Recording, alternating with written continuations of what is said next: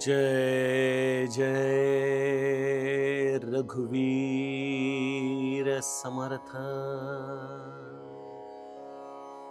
मुखी राम त्या काम बाधू शकेना, गुणेष्ट धारिष्ट त्याचे चुकेना। हरी भक्त तो शक्त कामासी मारी, जगी धन्य तो मारुती ब्रह्मचारी। जय जय रघुवीर समर्थ। श्रोता वक्ता श्रीराम समर्थ।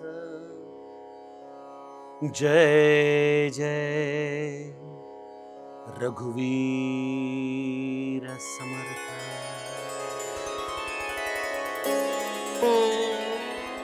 श्रीराम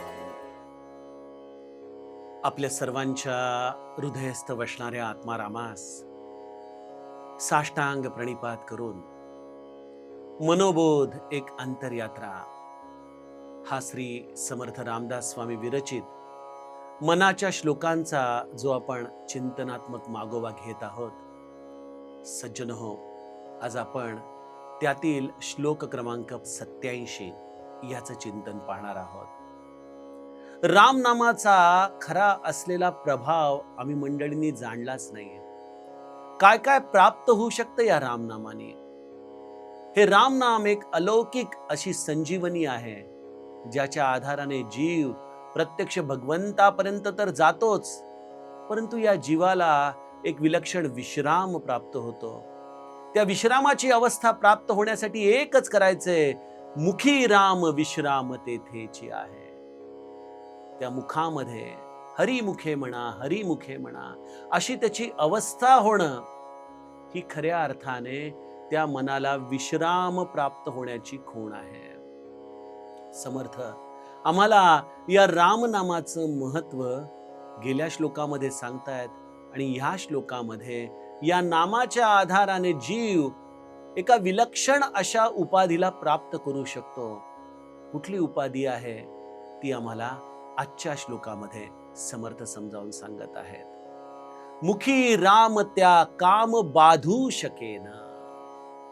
ज्याच्या मुखामध्ये रामनाम आहे त्याला हा काम जो या सगळ्या जगाला बांधून उरलेला आहे, तो हा विकार हा त्याला कधीही बांधू शकत नाही, असं श्री समर्थांचा अनुभव आहे। बघा, हे श्लोक समर्थांनी आपल्या स्वतःच्या अनुभूतीने लिहिलेले आहेत। ज्या समर्थांनी अखंड ब्रह्मचार्य आपल्या जीवनामध्ये शारीरिक मानसिक या सर्व दृष्टीने सांभाळलं, हे नैष्ठिक ब्रह्मचार्य हा त्यांचा सहज स्वभाव होता। या नैष्ठिक ब्रह्मचार्याचं अधिष्ठान काय होतं, हा जर प्रश्न आपण समर्थांना विचारला तर त्याचं उत्तर ते आपल्याला देतात की मुखी राम त्या काम बाधू शकेना। या रामनामाच्या आधारानेच तुम्ही कामाला परास्त करता।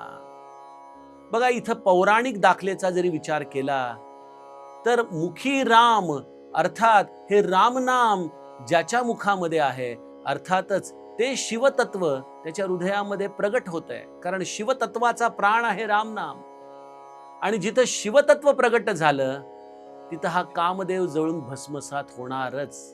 म्हणजे अगदी पौराणिक दाखल्यांच्या आधाराने, कथांच्या आधाराने जरी विचार केला तर रामनामाच्या आधाराने शिवतत्वाचं होणारं प्रागट्य हे कामदेवाला हरवतं। आणि या कामदेवाला हरवण्याचा दुसरा कुठलाही मार्ग उपलब्ध नाही। काय आहे हा कामदेव? या जगामध्ये आपण जर एक नजर मारली तर आपल्या लक्षात येतं की या संपूर्ण विश्वाला या काम इच्छेने जणू काही बांधून टाकलेलं आहे। काम याचा अर्थ केवळ शरीर संबंधांपुरताच आपण मर्यादित ठेवू नये। मनुष्याच्या अंतरंगात येणारी प्रत्येक वासना हा एक प्रकारे कामविकारच आहे। या विकारांच्या आधाराने मनुष्य हा बांधला गेलाय. अमुक अमुक मला हवं आहे, ह्या गोष्टीने तो एक प्रकारे तळमळत आहे. ती गोष्ट प्राप्त झाली तरी तो सुखी होत नाही, कारण लगेचच त्याला पुढची गोष्ट खुणावतीये. पुढचा टप्पा त्याला प्राप्त करण्यासाठी तो पुन्हा एकदा धावू लागतोय. संपूर्ण विश्व या एक प्रकारे या कामेच्छेनेच बांधलेलं आपल्याला दिसतं. आणि अगदी काम या शब्दाचा आपण अगदी जसाच्या तसा अर्थ जरी घेतला तरी रणांगणामध्ये अगदी विलक्षण पुरुषार्थ दाखवणारे अनेक शूर सैनिक असतात बघा. त्यांच्या अनेकांच्या कथा आपण ऐकलेल्या आहेत. पुरुषार्थ दाखवणारे हे राजे, परंतु आपल्या एखाद्या स्त्रीच्या प्रेमापायी, तिच्या हट्टापायी, तिच्यामध्ये गुंतल्यामुळं कशा पद्धतीने गुडघ्यांवरती बसायची त्यांची वेळ येते, शरणागत होतात, याचे देखील अनेक दाखले इतिहासामध्ये आहेत. म्हणजे रणांगणावरती पुरुषार्थ गाजवणारे मात्र या कामाच्या पुढं एक प्रकारे शरणागत होतात, हारले जातात. त्यांना या विकारावरती मातच करता येऊ शकत नाही. हा काम हा अत्यंत चिवट असा मनुष्याच्या आतमधला विकार आहे.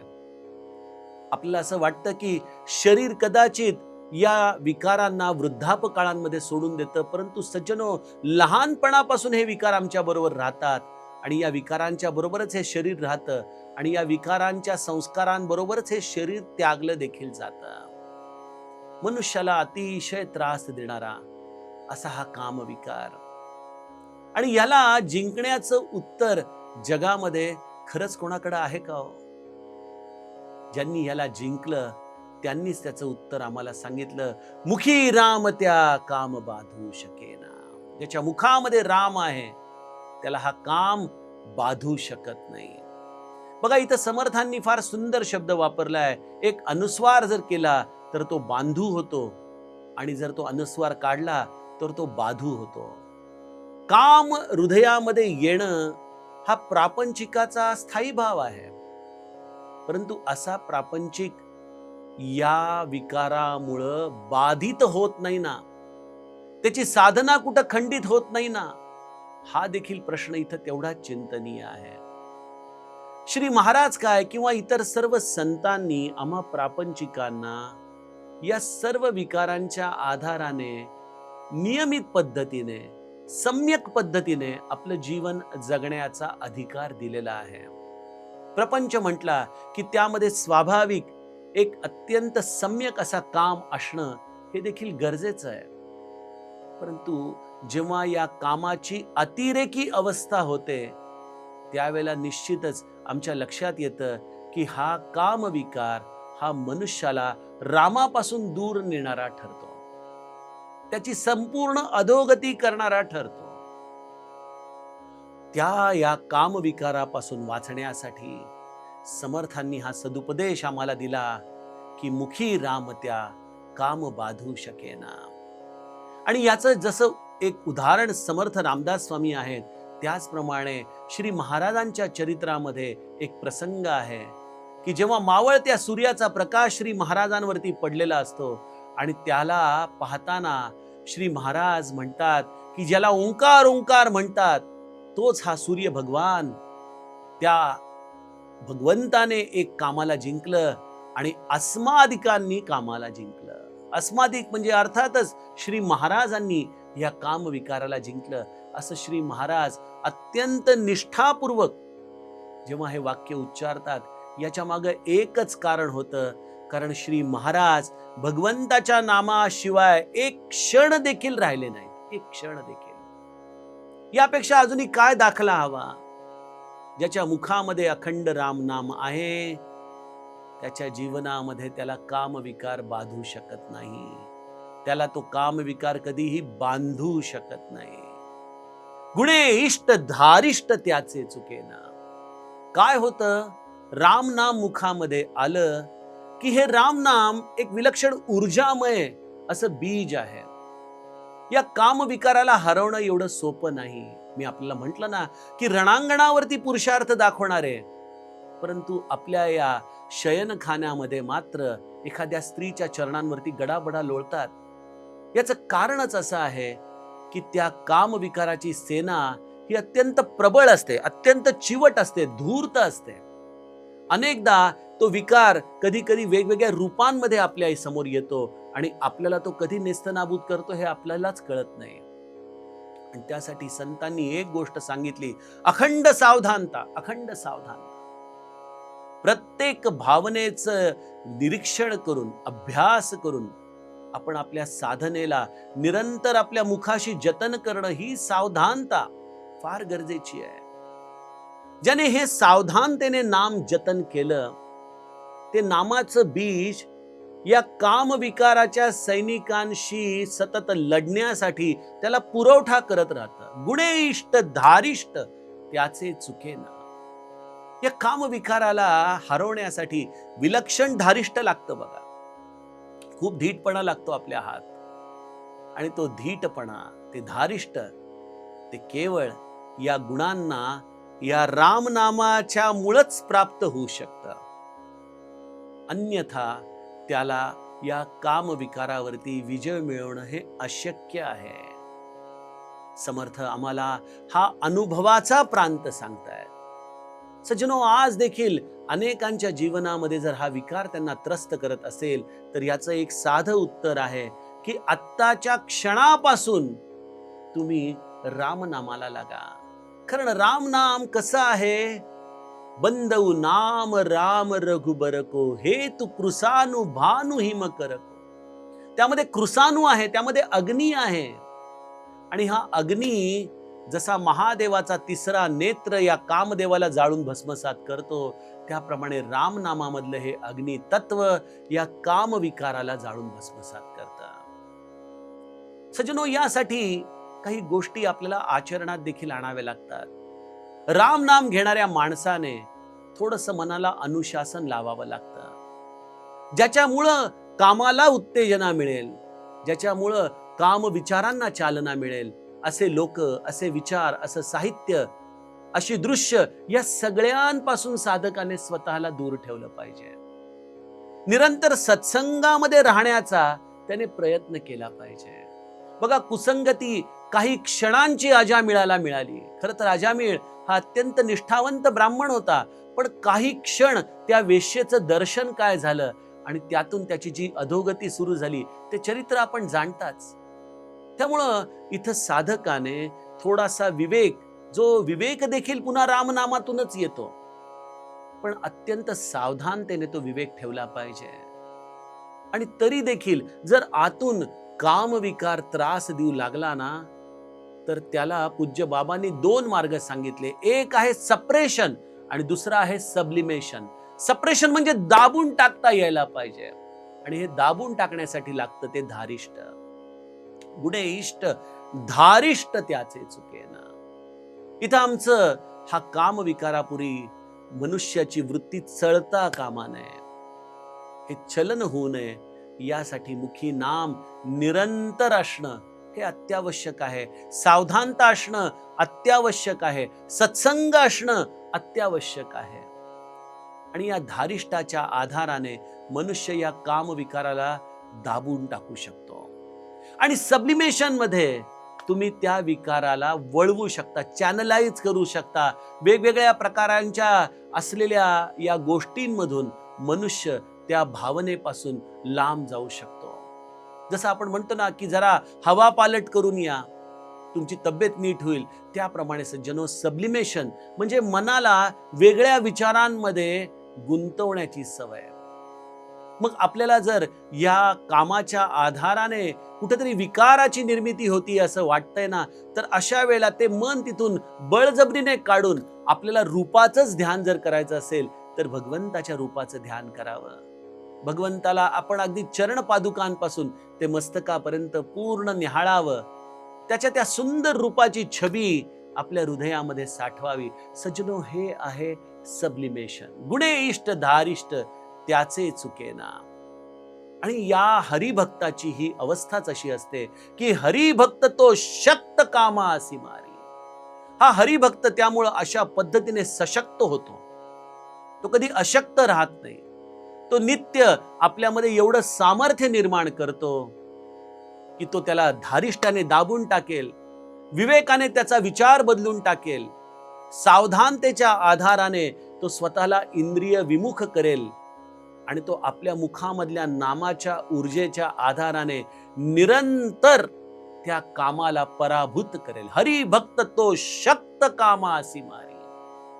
त्या कामदेवाला जाळणं, मारून टाकणं हेच गरजेचं आहे. त्याला आपण जर मोकळं सोडलं, अगदी थोड्याशा गलितगात्र अवस्थेमध्ये जरी टाकलं, तरी तो विकारांच्या आधाराने लगेच धष्टपुष्ट होतो. त्याला जाळून खाक करावं लागतं आणि ती खाक होण्याची प्रक्रिया म्हणजे आहे नामस्मरण. ती प्रक्रिया आहे साधन. हरिभक्त अशा पद्धतीने आपल्या अंतःकरणामध्ये या भगवत नामाचा निरंतर हव्यास ठेवतो. कारण त्याला माहितीये की थोड्या वेळ जरी हे मन मोकळं ठेवलं ना, की लगेच त्या मनामध्ये भूतांचा प्रवेश होतो. आदरणीय प्रेमानंद महाराज एक फार छान गोष्ट सांगतात. ते म्हणतात की एकदा एका माणसाला भूत सिद्ध होतं. ते भूत सिद्ध झाल्यानंतर ते म्हणतं की सांगा काय सेवा करू, काय करू मी तुमचं काम. तो मनुष्य काहीतरी काम सांगतो, ते क्षणामध्ये तो काम करून टाकतो. म्हणतो आता आणखीन काय, असून 2-3 कामं सांगतो. म्हणतो आता काय, म्हणे काम सांगा लवकर, नाही तर मी तुम्हालाच उलटून टाकीन म्हणे खाली. हा घाबरतो, आपल्या गुरूंकडे जातो. म्हणतो ते भूत तर सिद्ध झालंय, पण ते लचाण मागं लागलंय माझ्या. ते म्हणते मला सारखं काम सांगा, काम सांगा. ते काम कसं सांगू त्याला सारखं. यावरती गुरु हसून त्याला म्हणतो काही हरकत नाही, त्याला एक खांब दे आणि त्याला म्हणो या खांबावरती सारखं चढ उतार कर. सीताराम सीताराम सीताराम सीताराम. सज्जनो, हे भूत सिद्ध होणं म्हणजे हे मन आहे. आणि हे मन आम्हाला सारखं काहीतरी मागत असतं, जे या व्यापक काम या भावनेच्या आधाराने आम्हाला सतत काही ना काहीतरी ते मागत असतं. आणि किती गोष्टी मागणार, किती गोष्टींचा पुरवठा करणार. मग अशा वेळेला ते काम विकाराने त्रस्त झालेलं मन आम्हालाच उलटून फेकतं, साधनेमधून बाहेर काढतं. मग अशा वेळेला या गुरुचा बोध आपण लक्षात ठेवावा की त्या मनाला क्षणभर देखील मोकळं ठेवू नये. बघा, साधकाने एकांतामध्ये राहावं, पण एकांतामध्ये त्याला इतकं व्यस्त ठेवावं त्याने स्वतःला की त्याला क्षणाची देखील उसंत नसावी. या राम नामाच्या आधाराने या मनाला सारखं वर खाली वर खाली वर खाली करायला लावावं. आणि मग एकदा का मन त्या रामनामाशी गुंफलं गेलं, जुळलं गेलं की सज्जनो, या मनाला पुन्हा काम निर्माण करण्यासाठी उसंतच राहत नाही. कारण त्याला आता पुढची आज्ञाच नाहीये. तेवढंच काम सांगितलंय, मी सांगत नाही तोपर्यंत वर खाली करत राहा, राम नाम घेत राहा. सज्जनो, अशा पद्धतीने हरी भक्त तो शक्त कामासी मारी. आणि असं हे कार्य करणारा एकमेव तत्व आहे आमचा राम भक्त, जगी धन्य तो मारुती ब्रह्मचारी. अशा या मारुती रायाने खऱ्या अर्थाने या काम विकारावरती मात करून दाखवली. तो खऱ्या अर्थाने धन्य झाला, तो खऱ्या अर्थाने ब्रह्मचारी राहिला. समर्थांचं आराध्य असलेला हा मारुती, त्या मारुतीची उपासना आम्हाला हेच देते सज्जनो की या काम विकारावरती आम्ही विजय मिळवू शकू. मारुती रायाने या रामनामाच्या साह्याने निरंतर केलेल्या या भगवंताच्या भजनाने या कामदेवावरती मात केली आणि आपलं ब्रह्मचार्य त्याने जतन केलं. सज्जनो, तीच अवस्था समर्थांची होती, तीच अवस्था श्री महाराजांची होती. या सगळ्यांनी मारुती रायाची उपासना केली आणि या मारुतीच्या उपासनेमधून त्यांना प्राप्त झालं ते हे विलक्षण ब्रह्मचार्य, ज्याच्यामध्ये त्यांना कुठलीही प्रकारची वासनाच शिल्लक राहिली नाही. श्री महाराजांच्या जीवनामधले त्यांचे एक कल्याण शिष्य होते पूज्य भाऊसाहेब केतकर. भाऊसाहेबांना एकदा कोणीतरी विचारलं की आपल्याला श्री महाराज इतके का आवडतात बरं. यावरती पूज्य भाऊसाहेब एकच वाक्य म्हणाले की मी इतके वर्ष त्यांच्या बरोबर राहिलो, पण कधीही अमुक अमुक गोष्ट मला द्या, मला याची गरज आहे, असा शब्द श्री महाराजांच्या मुखातून मी कधी ऐकलाच नाही. उष्णता असली, गरमी असली तरी कोणी पंखा घालावा अशी त्यांची अपेक्षा नाही, आणि थंडी आहे म्हणून कोणी कांबळ आणून द्यावं अशी देखील त्यांची अपेक्षा नाही. हे केवळ त्यालाच जमतं ज्याने जगी धन्य तो मारुती ब्रह्मचारी अशा या मारुती रायाला आपल्या जीवनामध्ये सिद्ध करून घेतलंय, त्याचा कृपा आशीर्वाद प्राप्त करून घेतलाय. आणि मारुतीराया प्रसन्न एकावरतीच होतो, ज्याने मुखी राम त्या काम बाधू शकेना, या अवस्थेला प्राप्त केलंय. सज्जनो, राम नाम अलौकिक आहे, अगाध आहे. आपण सगळ्यांनी ते नाम निरंतर मुखाशी धारण करावं आणि याचे अनुभव घ्यावेत, हे श्री समर्थांचं सांगणं. आपण आपल्या या श्लोकावरचे अभिप्राय, आपले कमेंट्स, आपले प्रश्न जरूर झी24 तासच्या कमेंट बॉक्समध्ये लिहाव्यात. आपल्या प्रश्नांची उत्तर देण्याचा मी जरूर प्रयत्न करेन. सज्जन हो, आपण आता उद्या पुढील श्लोकाचं चिंतन बघूया. जानकी जीवन स्मरण. जय जय राम. जय